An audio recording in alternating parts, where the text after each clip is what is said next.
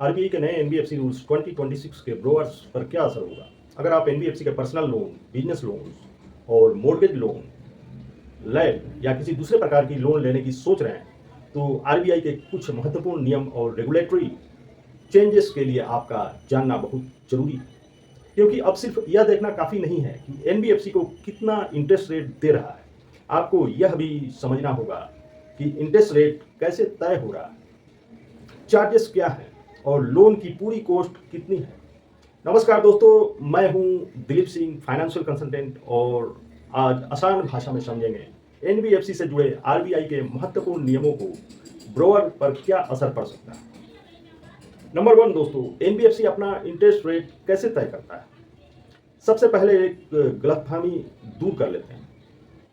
RBI सामान्यतः NBFC के लिए एक fix maximum lending interest rate तय नहीं करता। एनबीएफसी अपने board approval interest rate model के अनुसार रेट तय कर सकता है।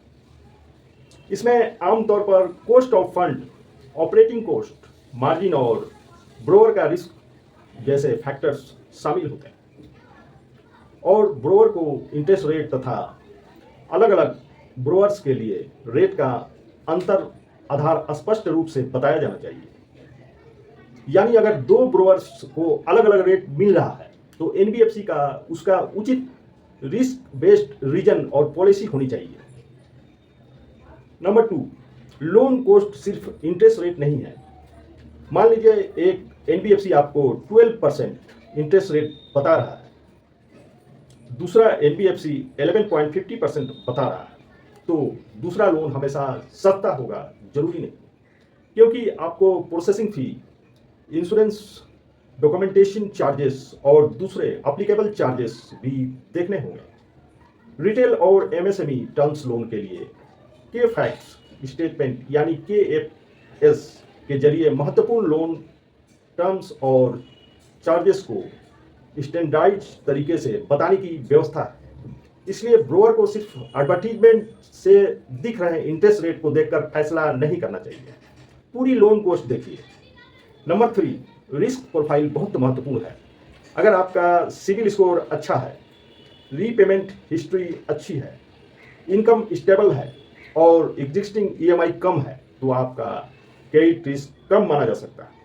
लेकिन अगर सिविल कमजोर है, रीपेमेंट हिस्ट्री खराब है या पहले से कई लोन चल रहे हैं, तो लेंडर आपके प्रोफाइल को ज़्यादा रिस्की मान सकता है। इसका असर इंटरेस्ट रेट और लोन टर्म्स पर पड़ सकता है। इसलिए लोन लेने से पहले सिर्फ यह बात पूछिए, रेट कितना है।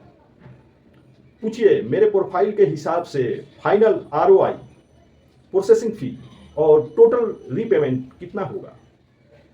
नंबर 4, एनबीएफसी एमएफआई के लिए बड़ा बदलाव। आरबीआई ने एनबीएफसी एमएफआई के लिए क्वालिफाइंग एसेट्स क्राइटेरिया में बदलाव किया। अब एनबीएफसी एमएफआईएस के क्वालिफाइंग एसेट को ऑनगोइंग बेसिस पर टोटल एसेट, इंटेंजिबल एसेट को नेट करके कम से कम 60% बनाए रखना होगा।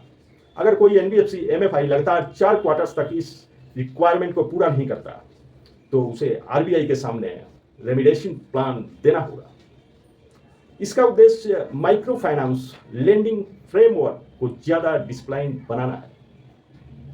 नंबर 5 दोस्तों, बड़े एनबीएफसी पर निगरानी। आरबीआई का scale based regulation framework NBFC को उसके साइज और सिस्टमेटिक इंपॉर्टेंस के हिसाब से अलग अलग लेयर्स में रखता है। बड़े और ज्यादा महत्वपूर्ण एनबीएफसी पर रेगुलेटरी रिक्वायरमेंट्स और सुपरविजन ज्यादा कड़ा हो सकता है। 2026 में आरबीआई ने एनबीएफसी ईवेल की पहचान और गवर्नमेंट ओन्ड एनबीएफसी को अपर लेयर्स में शामिल करने से जुड़े अमेंडमेंट्स भी जारी किए हैं। इसका मतलब यह है कि बड़े एनबीएफसी के लिए गवर्नमेंट रिस्क मैनेजमेंट और रेगुलेटरी कॉम्प्लायंस और महत्वपूर्ण हो जाता है। सबसे इंपॉर्टेंट बात दोस्तों, ब्रोअर्स क्या करें। अगर आप एनबीएफसी से लोन लेने जा रहे हैं तो ये 5 चीज़ें जरूर चेक करें। पहला, number 1 interest rate, number 2 processing fee and others, number 3 KFS और लोन एग्रीमेंट, नंबर 4 ईएमआई और total repayment, number 5 pre payment foreclosure से जुड़े एप्लीकेबल टर्म्स और सबसे इम्पोर्टेंट सिर्फ कम इंटरेस्ट रेट देखकर लोन मत लीजिए। पूरी कोस्ट और टर्म्स समझने के बाद ही डिसीजन लेना होगा। तो दोस्तों, आरबीआई एनबीएफसी रेगुलेशंस के मुख्य उद्देश्य एनबीएफसी को कंट्रोल करना नहीं है। इसका उद्देश्य सिर्फ है कि लेंडिंग सिस्टम को ज़्यादा ट्रांसपेरेंट, रिस्पॉन्सिबल और रिस्क बेस्ड बने और ब्रोकर को लोन की वास्तविक कोस्ट और टर्म्स की बेहतर जानकारी मिले। अगर आप home loan, business loan, mortgage loan या लैब लेने की प्लानिंग कर रहे हैं और जानना चाहते हैं कि आपके प्रोफाइल के हिसाब से कौन सा लोन बेहतर हो सकता है, तो चैनल को सब्सक्राइब करें दोस्तों और कमेंट्स में लिखिए एनबीएफसी लोन्स।